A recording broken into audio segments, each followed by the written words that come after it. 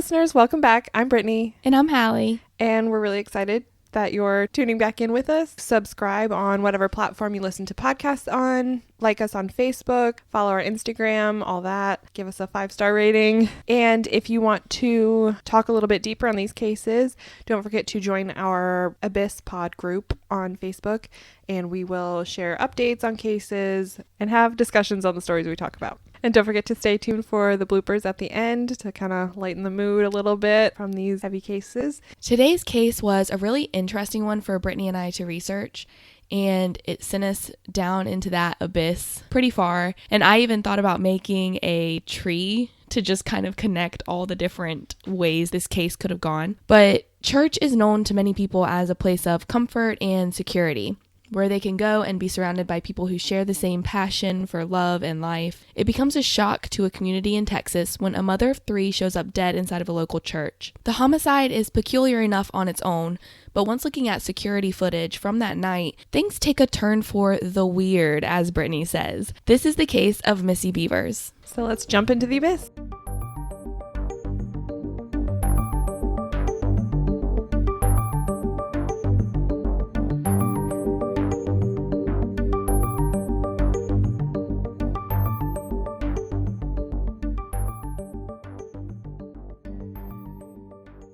Terry Leanne Bevers, who was known as Missy to the people who knew her, was born on August 9th, 1970, to Norma and James Strickland. She had an older brother and a younger brother, and she always had a desire to help people. She earned a bachelor's degree from Tarleton State University in 1995 to become a teacher. Soon after that, she met Brandon Bevers, and they were married on June 20th, 1998. Missy was a very motivated person, and she decided to acquire a certification in teaching special needs children.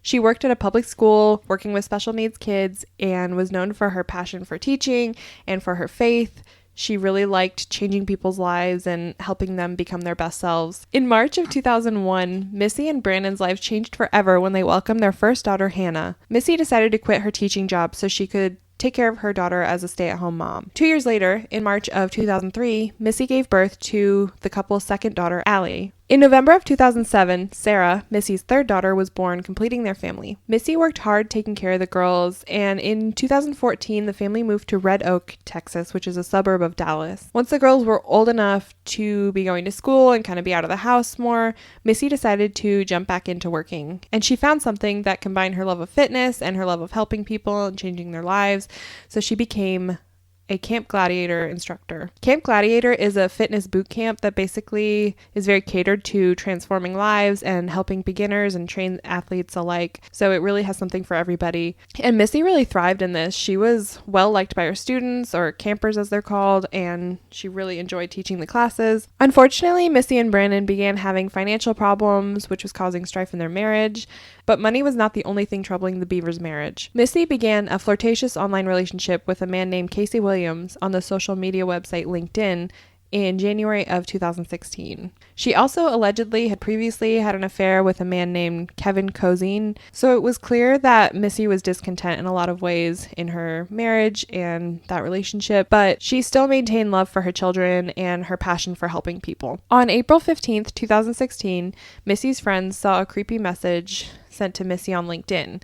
It's unclear if Missy showed this message to the friend or if the friend just sort of happened to see it, but it was said that the message really unnerved Missy. The friend didn't recall the name of the sender, but did mention that they didn't think that either they or Missy knew that individual. It could be true that this was just a creepy message from a random guy online. Many women experience this type of thing on a near daily basis, so it's definitely in the realm of possibility.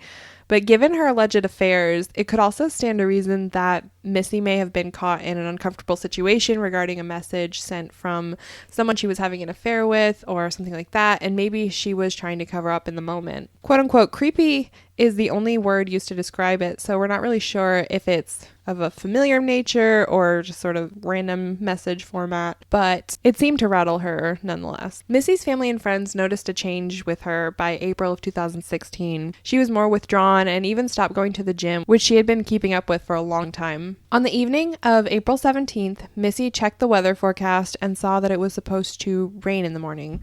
Camp Gladiator classes are normally held outside, but in inclement weather, Missy moved her class into the auditorium of the Creekside Church in Midlothian, Texas. Missy popped onto social media to tell her students about the change in venue and give some words of encouragement. Then she called her husband to talk because he was in Mississippi on a fishing trip and she hadn't seen him in a couple of days. After talking to him, she promptly went to bed so she could get up bright and early. The class began at 5 a.m. and she usually arrived 30 to 40 minutes early to set things up. So she was in bed by 9:30 or 10. The morning of April 18th, 2016 brought the rain that Missy expected, but she could not have foreseen anything out of the ordinary. Around 2 a.m., a Nissan Altima was caught on the parking lot cameras behaving strangely at SWFA, an outdoor supply shop in the area. We have a link on our website of the entire event for you to go and watch on your own, but if you're unable to, we will give you the basics of it. When the small car turns into the lot from the main road, they turn off their headlights as if to be inconspicuous. The driver then turns them back on and circles around the building some while before turning on and off the lights. In the video, there were 2 cars parked behind the building, and someone mentioned that being why the person turned off the lights randomly, then realized that no one was in the cars and turned them back on. Anyhow, the driver parks with lights off for a bit in a parking space out in the open, not tucked into a corner like you may think, as if they're being secretive, but just out in the open. Then they pulled out, turned back on their headlights, and drove away out of the parking lot. This encounter definitely stands out, even if it wasn't happening at 2 a.m. Unfortunately, the rain obscured the camera's quality slightly, making the license plate hard to read or even to see any distinct characteristics of the vehicle itself. What makes this so significant to Missy Bevers' case is because the store was less than half a mile down the road from the Creekside Church of Christ, where Missy was going to be holding her fitness class at 5 a.m. We have a map on our website if you want to go check that out too, that kind of shows the distance and relation to one another that the 2 buildings are. We also have a image on our website if you want to go check it out that kind of shows the relation of the 2 buildings to one another. At 3:50 a.m., an unknown intruder broke into the Creekside Church of Christ through a door that they had broken the window out and reached down to unlock. The individual was caught on the church's security camera, which is when things kind of take a turn for the weird. They were dressed in full SWAT gear. They wore a black helmet concealing their face, a black vest with police written on the back, and had full tactical gear, including a headlamp. The outfit was not the standard issued gear and could easily be bought online. The intruder was seen carrying a hammer and or a pry bar, and the footage shows a small white object, but we are unsure of what that may be. We saw in a few places that some people believe the person recorded the night's events, but this is not proven or mentioned by police. However, could this have been the small object that we saw him carrying? While the intruder was in the church, they were very nonchalant. The person was just meandering through the halls, checking doors and rooms that were unlocked and breaking some windows. They didn't seem to be in a rush or stealing anything, and they even tried to pry a locked door open once but were unable to. So the intruder just left it. They didn't even force their way into the room. The individual also swung the hammer a few times but was very unenthusiastic and didn't bother if something actually broke or not. There were multiple times when the intruder looked directly at the camera.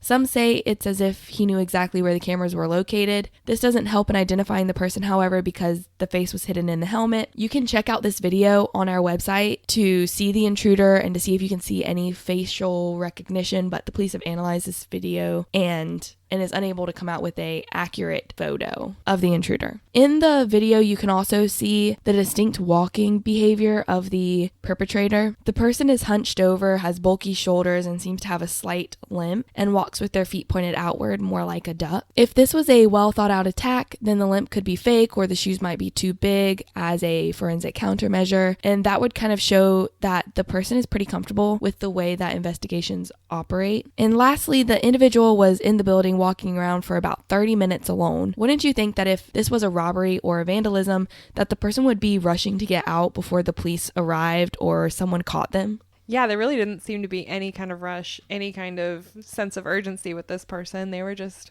wandering around doing their thing. Taking their sweet little time. Yeah. At about 4:16 a.m., Missy arrived at the church to set up for her 5 a.m. fitness class. But she sat in her car for a few minutes before entering the building.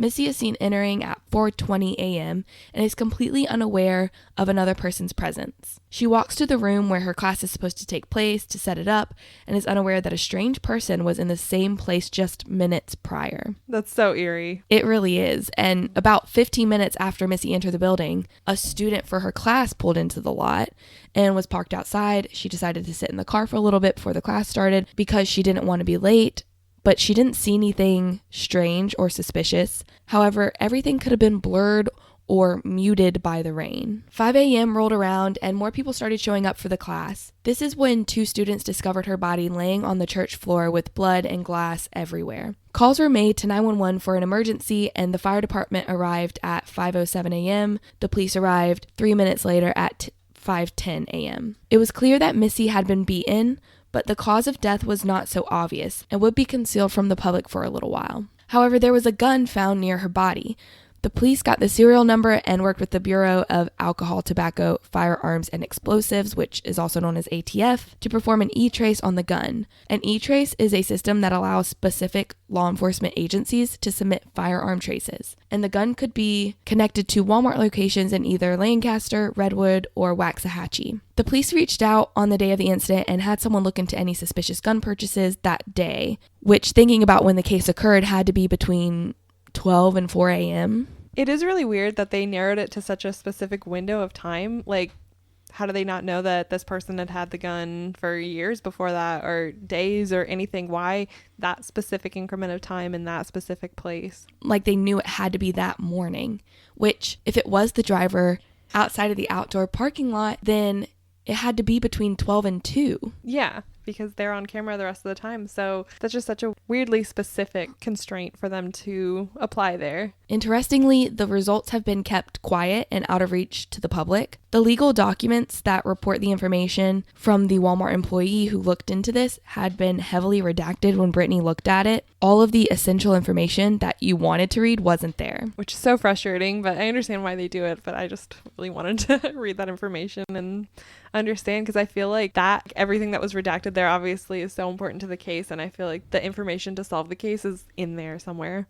Didn't it have the person's name with a little colon mark, and then the whole paragraph below it was just blacked out? Yes. Yeah, it was all redacted right after that. So you just get like the tiniest little bit, and then they're like, oh, no more. At the crime scene, Missy's tailgate was down on her car and the passenger door was open. There was fitness gear, Missy's cell phone, wallet, and keys in the car. Nothing appeared to be stolen, but it did suggest that Missy was planning on making 2 trips that morning. It seems she intended to go back out to her car, gather the rest of her belongings, and bring them in. The police also connected some DNA, but it is only a partial profile. Also, we're unsure if the DNA found was even from the killer or if it was from someone who had been there prior or someone Missy had talked to herself.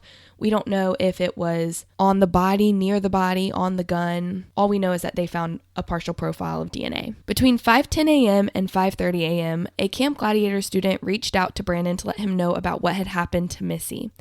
Brandon then called his mother, who was watching their kids, and told her about what happened so she could go to the hospital to be there for Missy. Brandon had told her that Missy was in a car accident because that's what was informed to him from the student who called. And his mother then called Brandon's sister, Christy Stout, to come over and watch the kids while she went to be with Missy. Brandon was contacted afterwards by the MED and was told that Missy was deceased. At 7:16 a.m., a coworker of Missy's named AJ Tucker, who had double lessons to teach that morning, posted online about how his classes were going smoothly. AJ Tucker will become a significant person possibly later in the case.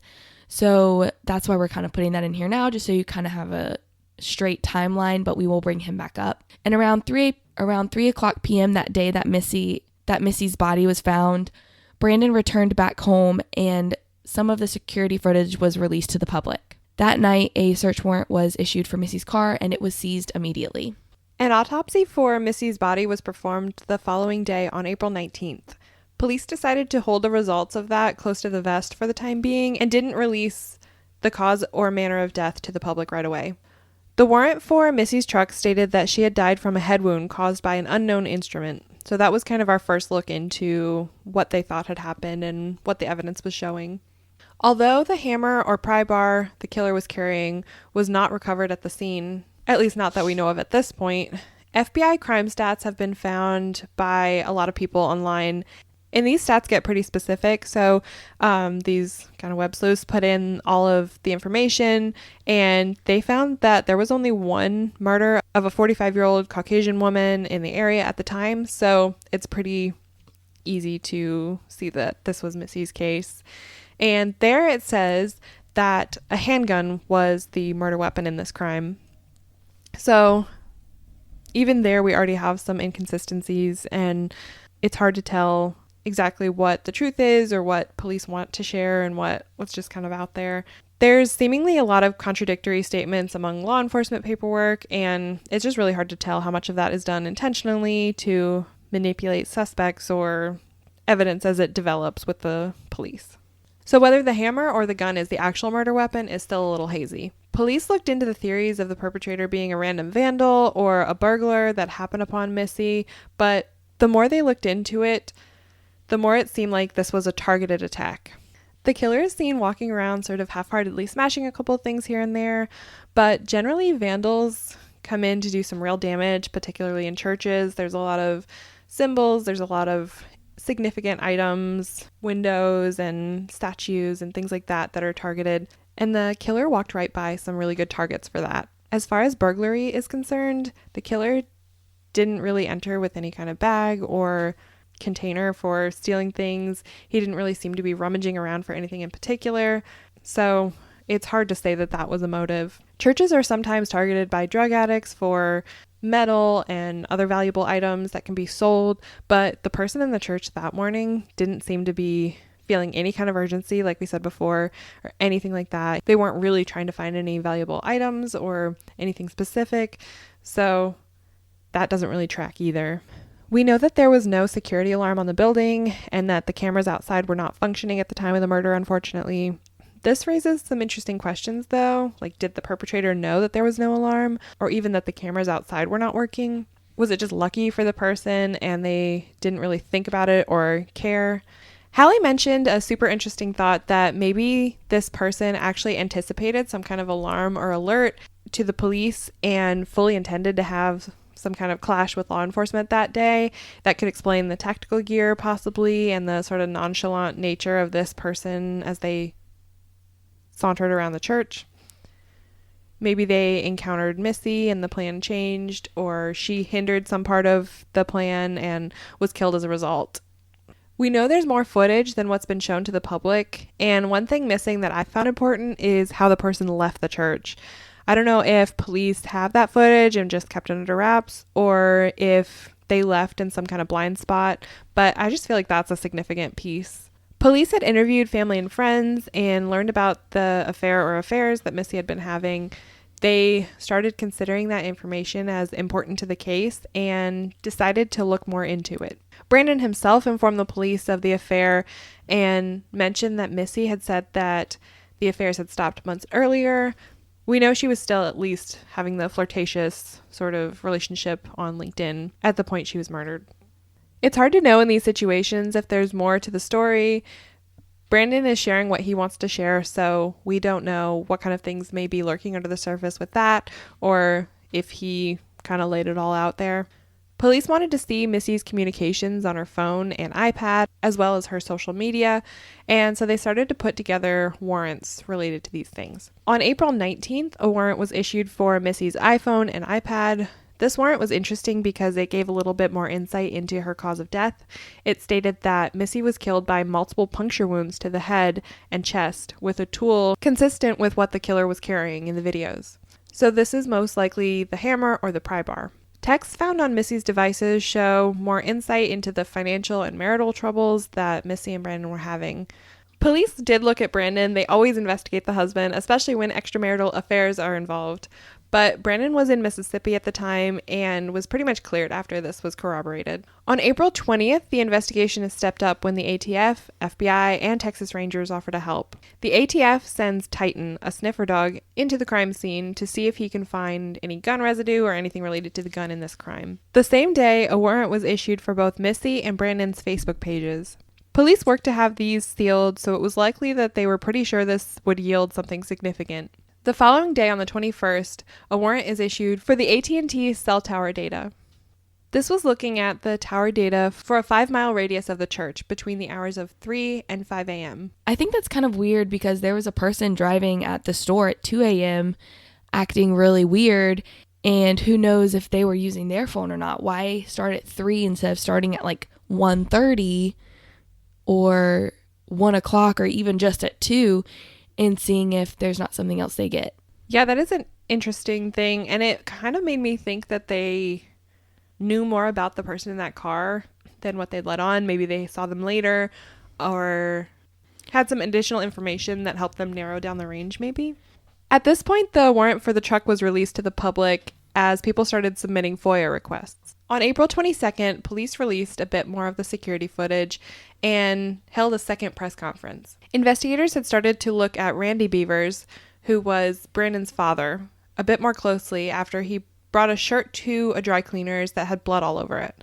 He said it was due to a dog fight and that his dog had sadly died as a result. The veterinarian confirmed this story, but for thoroughness' sake, investigators sent the blood from the shirt to be tested.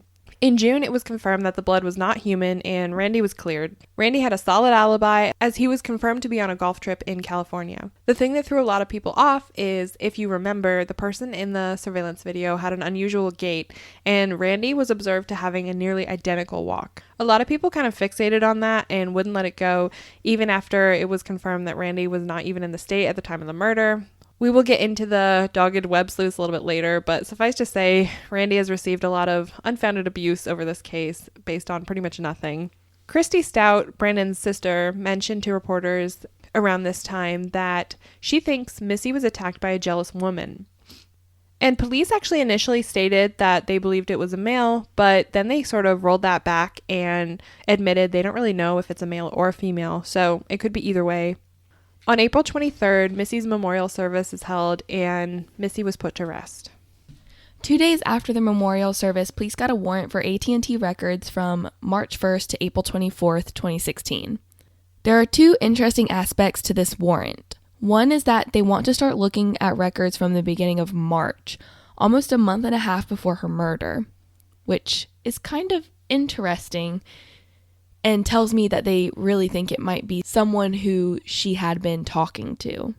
Second is that you would assume they would just dig through Brandon and Missy's phone records, but on the contrary, they got a warrant to search other phone records as well. Along with Missy and Brandon Bevers, they included Randy and Vicky Bevers, which are Brandon's father and stepmother. They also included Kevin and Michelle Cozine, which Kevin was one of the men Missy had an affair with, and Michelle is his wife, and an unknown person named W. Houts. We tried to find out who this could have been, but it was a lot of just assumptions by people, or people just saying they didn't know, so it's unclear. And they also looked into two people known as A and C Tucker. There's speculation that this could be on Brandon's mother's side of the family, since her maiden name was Tucker. Some people have mentioned that it may also be AJ Tucker, Missy's fitness coworker, because his wife's name is Courtney, so that would explain the A and the C Tucker. This is intriguing because some sleuths have uncovered compelling information. The police have reported that the phone records have contributed significant information to have multiple persons of interest, and Courtney Tucker, being the wife of someone who Missy worked with, could have suspected infidelity and wanted revenge. In 2014, Courtney broke her foot, which could explain the weird walk in the footage. Also, the rain could have put her foot in pain that morning due to the pressure differences, which we see sometimes with people with arthritis who go through the same problems. However, this does not prove that she's done anything wrong, and maybe the phone records revealed her to be innocent, or maybe they revealed some more secrets that we're unsure of, but that's kind of where the sleuth ends for Courtney. So some people do suspect that A and C Tucker are AJ and his wife Courtney, but Tucker is also the maiden name of Brandon's mother, so it could easily be someone on her side of the family as well. When looking into Missy and Brandon's phone records, it was obvious that marital and financial issues were present. They looked into Brandon, since you always have to look into the spouse. As if the warrants for phone records, vehicles, and Facebook weren't enough, police got another warrant for Missy Bevers and Casey Williams' LinkedIn profiles, since Casey Williams was someone she was flirting with over LinkedIn. Police found familiar and flirty messages on the profile, which was expected, as well as some intimate messages that had been deleted.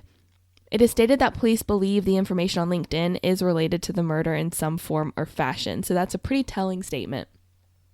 The public was very captivated by the case and wanted to know as much information as possible. However, the police kept a lot of information silent. They sent mixed signals about what had been discovered and even released warrants and paperwork after redacting a lot of information. It kind of feels like a tease in a way as researchers over here. People decided to send forms to request information from the police, and most of the requested documents were approved except for the 911 calls and the autopsy reports. But even then, they were so heavily redacted that a lot of them didn't really offer much insight, which is frustrating, like you said. It makes it fun for us. On May 3rd, the manner of death was stated to be multiple puncture wounds to the head and chest. And the next day, Brandon came out with a statement to the press saying that he was no longer looking for his wife's murderer. It was causing him and his children a lot of stress and anxiety, and he wanted a normal life for his daughters. We have an audio clip of Brandon speaking, which we'll let you listen to now. He is a very interesting person to listen to talk. In a way, he seems kind of uncomfortable, but at the same time, it seems to just be his personality and the way he handles the conversations. But he's very to the point, he's very blunt, and very matter of fact. And people analyze this a lot to kind of point evidence that he's guilty of something, but we have to remember that people have different personalities. People process grief differently and trauma, things like that. So it's impossible to look at one interview or the way someone talks or presents their grief as evidence of any guilt. People just handle things differently, and that's not a fair thing to assess. Exactly. So we're going to play some of that audio for you now just so you can see how Brandon is as a person and how he kind of is handling the situation of his wife's death. My wife was she was very passionate about transforming people's lives physically and mentally. She became involved in physical fitness a few years ago, and she transformed herself into just a very fit person, and her desire was to do that for others. And I've seen it. I've seen her do that for others, and I've seen the impact that it's had on other people. And I'm very thankful for that, and I'm thankful for her being such a good wife and a good mother to our children. And she's had a very impactful relationship with a lot of people here in our community, and I'm very thankful for all of it. I haven't had time to absorb this yet. I haven't had time to reel it in. I haven't had time. Even though Brandon was finished with the fight, their middle daughter, Hallie, was not. At a livestock auction, she worked to raise awareness about her mother's homicide and collected donations for the investigation. She was able to raise $15,000 for the search for the killer. But the Midlothian Police Department refused to accept the money, which is kind of odd. It seems to me that maybe they already have a strong lead and don't want to take that money from her, but also that's a lot of money that could contribute to that search. But eventually the New York Police Department tracking experts got involved in the investigation, as well as Nancy Grace. She reported that police are honing in on disposable phones used by the suspect. On May 10th, 7 days after Brandon's statement about no longer looking for Missy's killer, he made another statement that he knows more about the investigation than the public, which I feel like isn't really a smart thing to boast about. But Brandon also said that he is 75% sure that the perpetrator is a woman. Very interesting considering he's saying he knows more about the investigation, so he might be onto something there. He also said that if they came forward about this heinous crime, he would not hold a grudge against the person. We have our own thoughts about this statement, which we will talk about a little bit more in theories. At this point, it seems that police are making a lot of moves and that they are on some type of trail, but they're still keeping things under wraps, which we understand because it's obviously an ongoing investigation. On May 13th, Tarrant County DA completed a reconstruction of the security footage and was able to provide a detailed description of the suspect. But here's the catch. It was never released to the public, which tells Brittany and me that they know exactly who the perpetrator is. 7 days after the reconstruction, law enforcement held another press conference. They informed the public that the supposed culprit is about 5'2" to 5'7" in height and that the gender is undetermined. However, the height is insignificant in a way because they come back multiple times and change the height around all the way up to 6'1". Yeah, so 5'2" to 6'1" is quite a range. That's like every average height of every person. Also, the gear could have skewed the height guesstimation.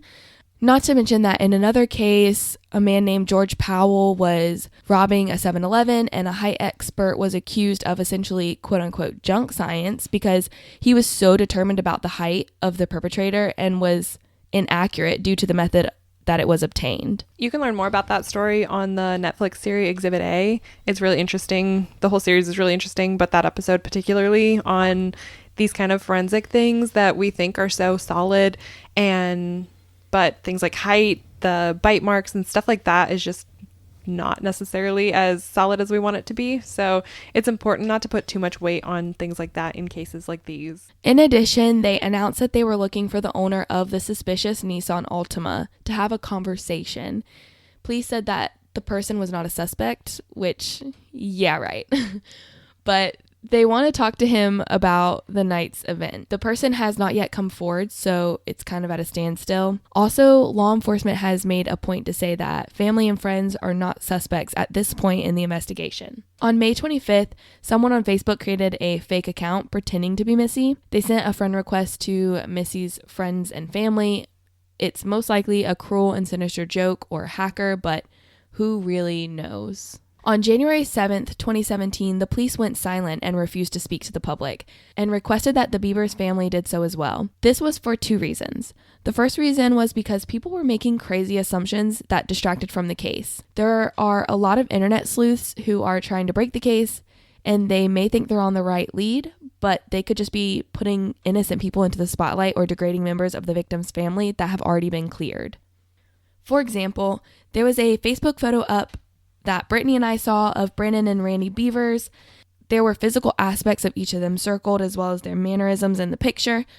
One of the comments referred to Randy and said something along the lines of him having the same round shoulders as the suspect, no butt, and walked like a female with duck feet. Even though the round shoulders and the gait are similar to the perpetrator, the police have cleared Randy, and the comment could be hurtful to someone who has lost a loved one.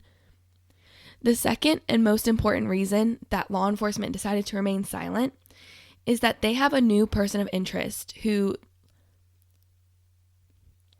supposedly has law enforcement connections. This could be detrimental for the case, but would also explain a lot of unclear information. 2 years after the murder of Missy Bevers, a new detective took over the case named Sergeant Andy Vaughn. Hopefully, having fresh eyes on the case will help the case move along a little bit farther. And Sergeant Vaughn says that the case is still really active, and he receives many tips every week. Chief Kevin Johnson said, quote, "If you told me 2 years ago that we would be talking about this case and it's still unresolved, I would have thought you were crazy. It's just not something I anticipated." End quote. That brings us to theories. This is one of the most convoluted cases I think I've researched so far. There's just so many pieces of evidence in this case that make sense in a lot of different contexts or sometimes just don't make sense at all. There's so many details that are just left out, and it's pretty much impossible to get a full picture. The obvious theories that always come up in these types of cases is that it's the husband. It always seems to be the husband. Because both the husband and his father were in other states at the time of the murder, the next jump is to this being a hired hit. A lot of people think it's awfully convenient that Brandon and Randy were both out of town during the murder. And although it's not impossible, I really find this theory to be hard to believe. The killing itself didn't really seem like a hired hitman sort of situation. It seemed pretty sloppy for a hitman. Of course, most hired killers are not highly trained assassins or professionals like Richard Kuklinski. So sloppy doesn't necessarily equal no hitman, but it just seems far-fetched to me. Another theory we briefly mentioned before was it a teen thrill seeker bent on vandalizing a church or a would-be burglar. Again, these are hard for me to believe. The police costume took a lot of forethought. The hammer is a really ominous weapon to be carrying.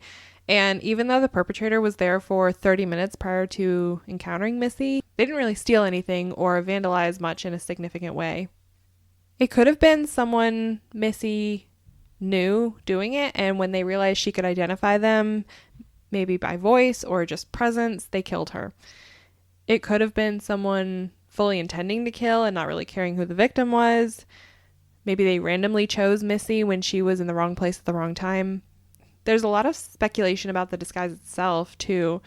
It's an odd choice for the situation. Some people have stated they believe it was to put anyone they came into contact with at ease. And I don't really know about you, but if I saw someone sulking around in full SWAT gear at 5 a.m., I would not be at ease. I would be bouncing. So I think some people think like you're more at ease when there's like a uniformed officer around or something, but just one person in full SWAT, I don't think it has that same effect. One person in full SWAT gear with a hammer and a pry bar at a church at 4 a.m. Not okay. Yeah, I'm not just going to be like, oh, cool, the cops are here. Like, that just doesn't make sense to me at all. Like we said before, it could have been used as a forensic countermeasure. Maybe this person knew they were in for a fight and they were trying to protect themselves. If they knew that they were going to be fighting Missy specifically, she's strong and fit, and maybe they were trying to prevent scratches or cuts. And it was also a lot less likely that they would leave forensic evidence like fingerprints or hair. It may also have been somehow symbolic. There's lots of people that are obsessed with becoming or being seen as law enforcement. Maybe this was someone with a twisted fantasy of that nature that they were playing out. There's also even speculation that Missy had an affair with someone in the police department and that this is influencing their investigation and sort of the reason why they won't release a lot of information. Those are some of the broad theories that could play into this case, but there's also a very specific one. A man named Bobby Wayne Henry had been heavily investigated in this case. I'm not sure if this was prompted by a specific tip or just the natural course of the investigation. Bobby Wayne Henry was a former police officer. Specifically, he was a tactical officer, and he said he didn't really know Missy or her family, but he did work security at the church they all attended. He even volunteered later to work at Missy's funeral. Bobby matched the build of the suspect seen lurking around the church, and he owned similar gear, although when interviewed, he said his old vest didn't really fit anymore, so he wouldn't have been wearing it. That's an easily verifiable fact, but I don't know if they ever followed up on that in particular. It's been said many times that the riot gear worn by the suspect was not official issued gear, more like a costume or something of that nature, so I don't really know if it would line up with what Bobby owned, but regardless, he would have known what to look for and what to look like in that sense. Bobby's car also matched a dark-colored SUV seen leaving the Creekside Church parking lot about 10 minutes after Missy went in.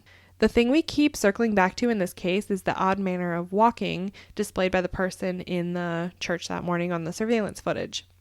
Interestingly, Bobby had a very similar walk. In fact, at Missy's memorial service, news cameras focused on Bobby pacing around the parking lot. You can see a link to that video on our website. It's a really strange thing to me because the one video on the article is just kind of normal news coverage of the service, and then the second video a little bit further down is pretty clearly focusing on Bobby himself, even zooming in on his feet as he walked around. This feels really pointed to me. Whether someone in the media thought maybe this was an important piece of evidence to capture and share, or the police specifically asked them for this to be done, we don't really know. But it was super strange to me. Maybe it was random, but it seems really coincidental for them to share a video like that. It was like someone thought it was prudent to keep an eye on him and document his mannerisms. I encourage you to go check it out and let us know what you think about it, what stood out to you, if anything. Police even brought in a forensic podiatrist with 24 years of experience to look at all of the persons of interest in this case based on the walk. He was able to rule out everyone they were looking at except Bobby Wayne Henry. Bobby had an alibi, but it was super flimsy. He said he woke up around 3 a.m., he fed his infant daughter, and his wife was getting ready for work. He was adamant he had nothing to do with the murder, but digging into his past a little bit shows he had a history that's not all that good. First off, Bobby had pulled a Dick Cheney on a hunting trip and accidentally shot his friend, resulting in his friend sustaining a leg injury that ended his military career. This can be written off as an accident. It happens, we know. But what can't be written off is the reason Bobby left his law enforcement job. He had been accused by at least 2 women of sexual assault. In these assaults, Bobby allegedly used a gun, making it an aggravated assault. He also allegedly made harassing phone calls to these victims. During Missy Bevers' investigation, a search warrant was issued for Bobby's things, and child pornography was found on his computer, which he was arrested and charged for. It's interesting, too, because I was thinking about if it was Bobby dressed up in the SWAT gear and he saw Missy inside of the church, he might have decided to assault her and used a gun to try and threaten and persuade her, just like he had with the other women. And maybe he ended up accidentally shooting her, or the fight was too strong because Missy was so strong and he ended up having to kill her. Maybe she even knocked his helmet off and saw who he was and he really had to kill her then. But another interesting thing is he was allegedly making harassing phone calls to his victims while she did receive a creepy message from a man on LinkedIn, which could have been a harassing kind of message. Who knows? That's super interesting. I didn't really think of that he could have had the helmet knocked off or something like that, and really that might have prompted it, because we've talked about this before, but it's so strange because he was so calm and just pacing around, and then it was like all of a sudden it took such a messy, like, urgent turn. This case immediately made me think of another case that's pretty popular in true crime circles. Missy Bevers' murder has a lot of similarities to the Arliss Perry case. I'm sure a lot of you have heard of that situation, but for those who haven't, I will recap it briefly. Arliss Perry was a 19-year-old newlywed living on the Stanford campus with her husband. They were walking to their mailbox one night in October of 1974 around 11:30 p.m. and got into a little spat about just dumb things like tire pressure. And Arliss wanted to cool off, so she decided to go to the church and pray, giving them a little bit of time to regain composure and cool down. When her husband didn't see her back at their home by 3 a.m., he got really concerned and contacted the campus security.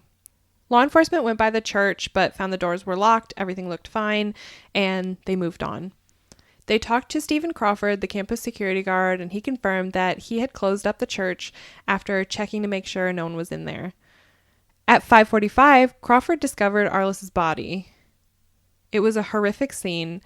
She was placed face up at a transept near the altar. She was nude from the waist down and had an ice pick plunged into the back of her head so hard the handle had broken off. She had been strangled as well. A candle was inserted into her vagina, and another candle had been placed between her breasts. These details really drove law enforcement to think that it was some kind of satanic ritual.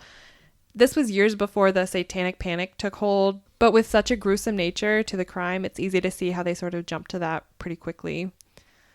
Semen and a palm print were found, but didn't provide any matches because at that time the technology just wasn't there to make that evidence usable.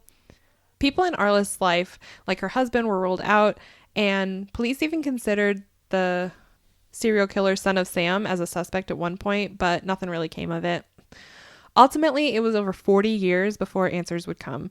In 2018, the DNA evidence was retested against people involved in the case, and they finally got a hit. It was none other than the security guard, Stephen Crawford. When police closed in on his apartment to question him, he shot himself in the head. Police still conclusively linked Crawford to Arliss Perry's murder, and they're even looking into other crimes that he may have committed. They believe strongly that there are other victims. It didn't seem like a murder that brutal would be a one and done sort of thing, so I really wouldn't be surprised if they found more. Crawford had been stealing from the church, so maybe he came upon Arliss and she saw something he didn't want her to see, but it's one thing to kill someone to avoid being identified, and it's another thing to brutalize someone like he did to her. So it seems like there were other motives at play. Like Henry, Crawford had a past in law enforcement and had worked security for the church. The Bobby Wayne Henry theory would make the case line up with Arliss Perry's case in quite a few ways like that. At the very least, I hope Missy's case is solved sooner than 4 decades later, now that we have the technology developing so fast. But if you want to learn more about Arliss Perry and her story, Shauna Ray on YouTube has a couple of really well done videos about it. it's just a really sad story. In 2017, a petition was started on change.org. The goal of this was to have a federal investigation opened on the Ellis County Sheriff's Office and the Midlothian Police Department. Many allegations are listed. I would take these with a grain of salt personally because many have no sources or corroboration, and they're pretty heavy accusations. They seem to come a lot from sort of local gossip, and we don't really know if these hold any water or if it's sort of along the same lines as the would-be sleuths on Facebook that roasted poor Randy Bevers, even after it was clear that he was not the culprit.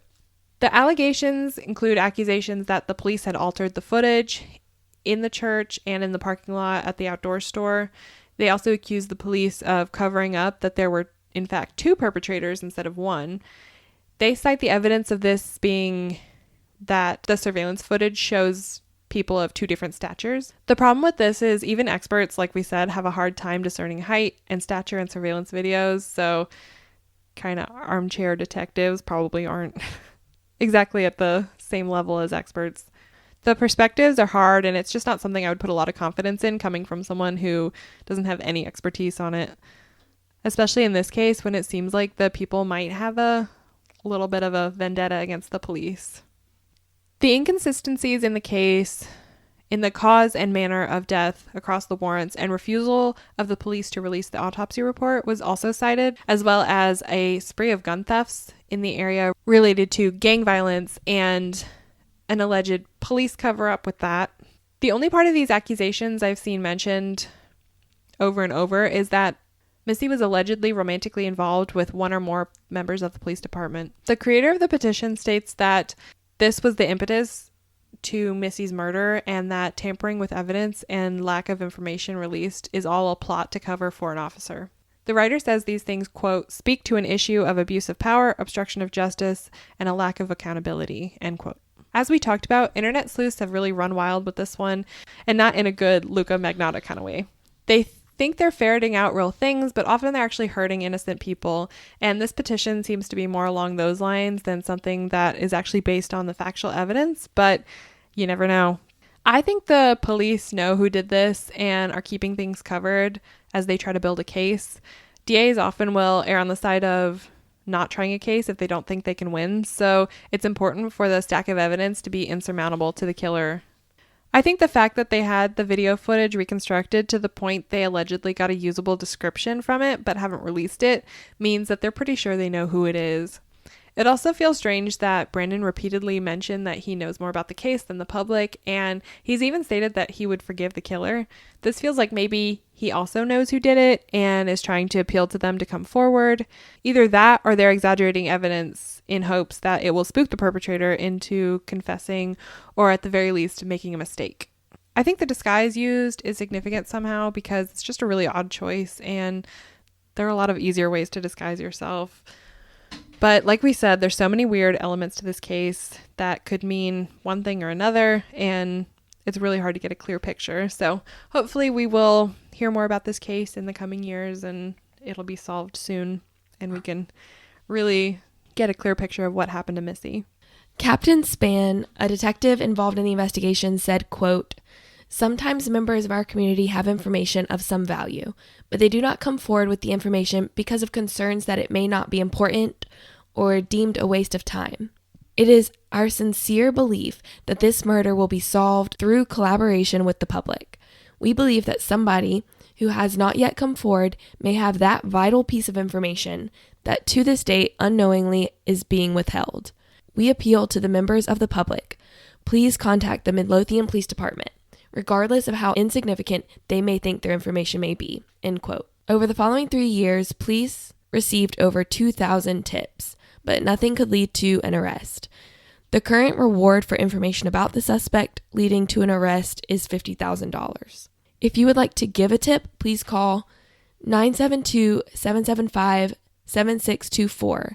If you would like to provide an anonymous tip with the Ellis County Crime Stoppers, please call 972-937-7292. And we're going to put those numbers up on our website in case you don't put them down right now, so you can find them there. So that's pretty much it for this case. We really appreciate you tuning in and listening to Missy's story.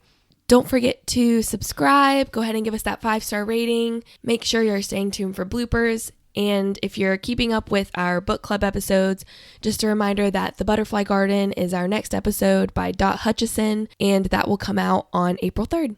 So thanks for jumping into the abyss with us. Bye.